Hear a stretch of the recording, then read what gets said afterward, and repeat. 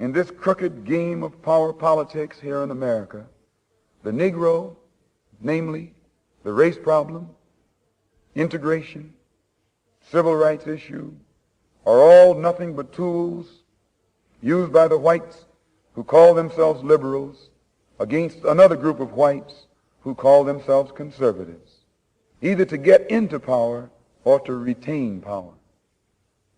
Among whites here in America, the political teams are no longer divided into Democrats and Republicans. The whites who are now struggling for control of the American political throne are divided into liberal and conservative camps. The white liberals from both parties cross party lines to work together toward the same goal, and white conservatives from both parties do likewise. The white liberal differs from the white conservative only in one way. The liberal is more deceitful, more hypocritical than the conservative. Both want power, but the white liberal is the one who has perfected the art of posing as the Negro's friend and benefactor. And by winning the friendship and support of the Negro, the white liberal is able to use the Negro as a pawn or a weapon in this political football game that is constantly raging between the white liberals and the white conservatives. The American Negro is nothing but a political football, and the white liberals control this ball through tricks or tokenism, false promises of integration and civil rights.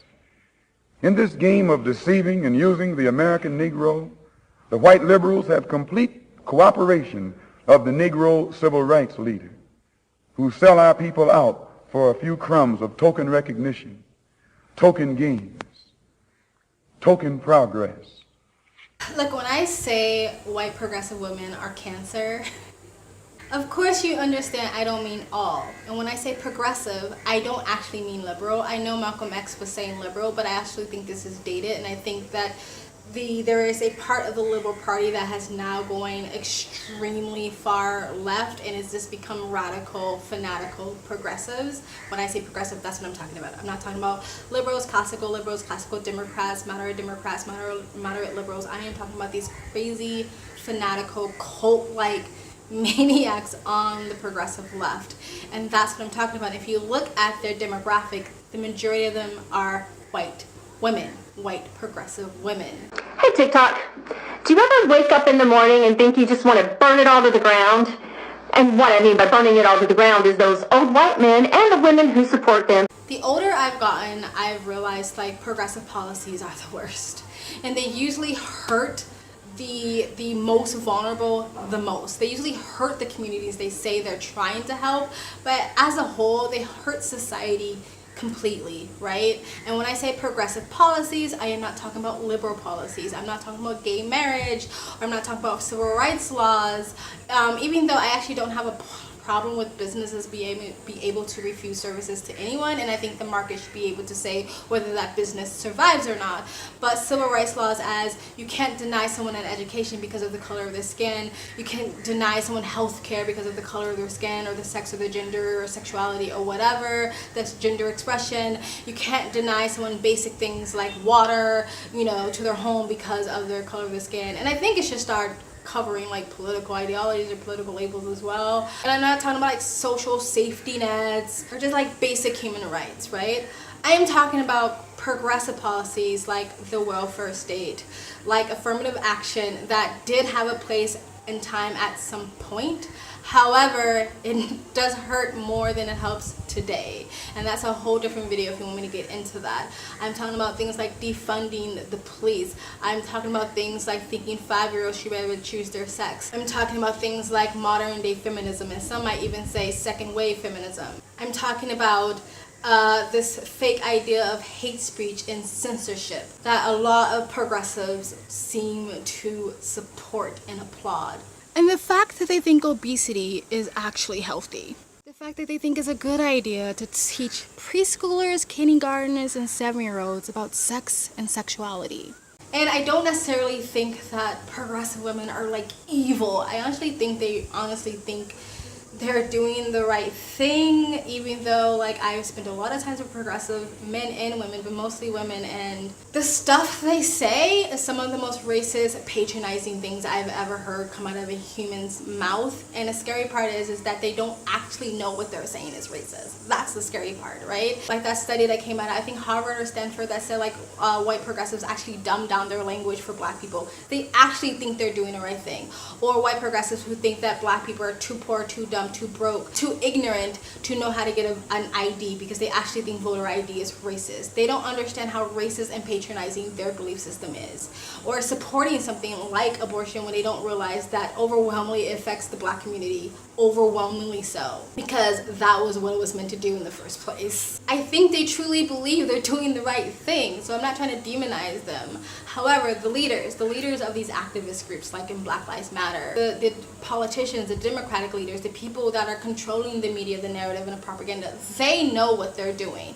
They know what they're doing 100%. They never change their stripes. The Democratic Party never switched sides. It's not just white people, it's black people who do it too. But honestly, a lot of the black people who go along with this rhetoric, they have also been indoctrinated by universities or social media or media. I know a couple of people who said that not only did they not have this belief system or was obsessed with race until they got to universities, but also caused them massive mental health issues because they were basically injected with fear and anxiety. They were depressed because now they have been told and indoctrinated to believe that the world was scary and everybody was out to get them just because of the color of their skin or what was between their legs or their gender expression or their sexuality, and they didn't recover from the mental health issues until they got out of the universities and left that ideology.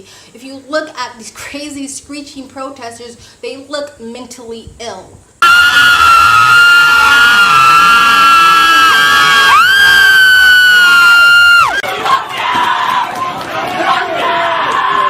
Teachers who are so neurotic, who thinks that their teaching is about them, their pronouns, and their sexuality. Was they always neurotic, or did they become more neurotic when it got into these indoctrination camps?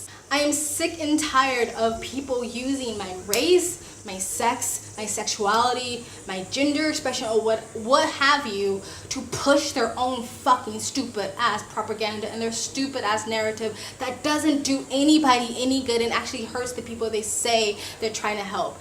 And the proof in the pudding is that they don't actually care about the communities they say they're trying to help, is because when a black person, when a gay person, when a trans person says, I don't agree with you, they shoot them down, they try to cancel them, they try to censor them, because they don't actually care about them. They say black voices matter until the black voice disagrees with you. They say women's voices matter until the women's voice disagrees with you, and then you accuse her of having internalized misogyny. It's a cult. It's about the ideology and not about the people. They use the people. They use other people's empathy levels to push their freaking cult-like propaganda through, and the narratives through, and the ideologies through, and I'm kind of just sick of it. But more and more people of color are actually waking up to this. More and more people of color are seeing that we have been used and abused for so long, and we very much have been duped.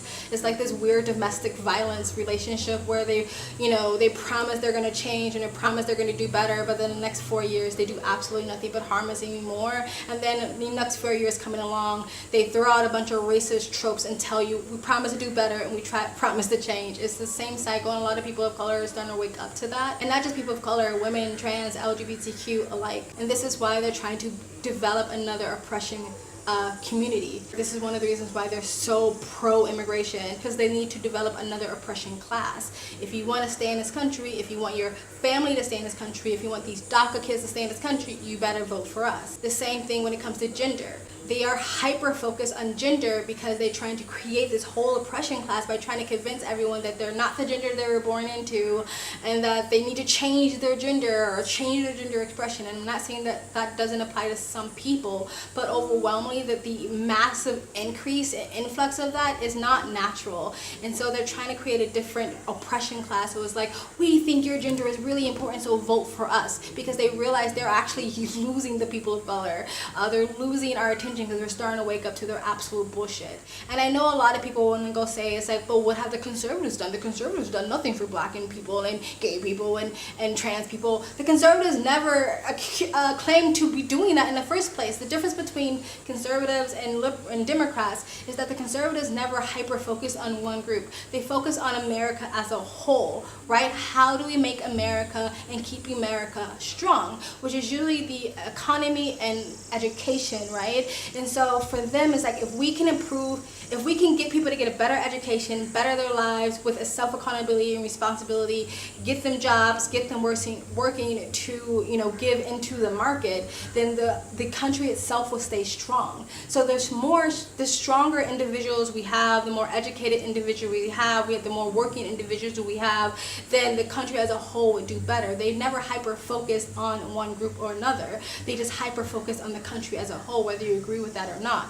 But they're not the ones claiming to. The Democrats are, and they have failed at it for decades now. Stuff like gay marriage, that wasn't pushed through the Democrats. That was pushed through the people. Because if you don't remember, because a lot of people have short memories, even Obama, his first year, was against gay marriage. They weren't pro-gay marriage until the public was okay with gay marriage. They weren't pro-civil rights until the public was pro-civil rights. And like recently, the Republicans or the Conservative Party has kind of catered to, I guess, the other groups like people of color and the LGBT or whatever, mostly people of color. I think it's because they realize that their marketing and their narrative has been like really bad throughout the years, because a stuffy white man in a suit talking about the economy is just not sexy, right? But if you get young people of color or young gay or young trans or whatever to speak these things and have these who generally have this mindset, that brings in a different audience. And I think that that's what they're doing now, but before they never really focused on that,